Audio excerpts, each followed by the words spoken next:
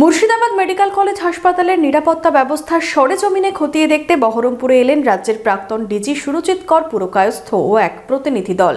বৈঠক হয় হাসপাতাল কর্তৃপক্ষের সাথে। বৈঠকে উঠে এলো কি বিষয়।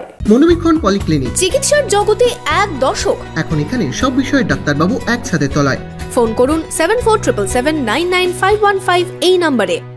100 বেডের নতুন হাসপাতাল থেকে রাত্রিসাথী সিসিটিভি ক্যামেরা থেকে আলো। মুর্শিদাবাদ মেডিকেল কলেজ ও হাসপাতালের নিরাপত্তা ব্যবস্থাকে ঢেলে সাজানোর পরিকল্পনা।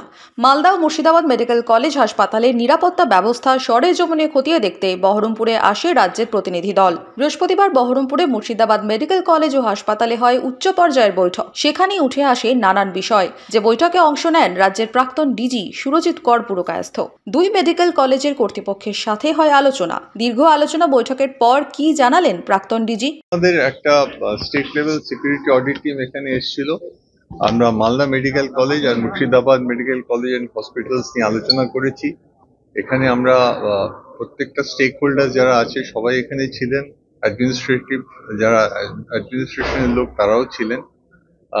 সিকিউরিটি অ্যাসপেক্টের বিভিন্ন ইস্যু নিয়ে আলোচনা হয়েছে। আমরা দেখতে পাচ্ছি অনেকগুলো জায়গায় অনেকগুলো ইমপ্রুভমেন্টও হয়েছে। ফার্দার ইমপ্রুভমেন্ট কি হতে পারে সেটা নিয়ে আমরা আলোচনা করেছি এবং will evaluate everything and then will make our reports. বৈঠক নিয়ে আশাবাদী প্রিন্সিপাল জানান, একাধিক নতুন বিষয় উঠে এসেছে।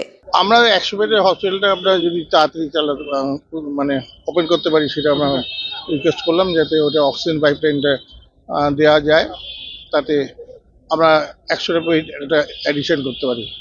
সেফটি সিকিউরিটি কোন জায়গাগুলো ইমপ্রুভ করার প্রয়োজন বলে মনে করেন? সেফটি সিকিউরিটি মোটামুটি আমাদের আছে, আর একটু ভিজিলেন্ট হতে হবে, আর একটু আমাদের সুপারভিশন বাড়াতে হবে, এইটুকু। আর কি নতুন সিকিউরিটি নিয়োগ করার কথা? না, সিকিউরিটি নিয়োগের দরকার লাগবে।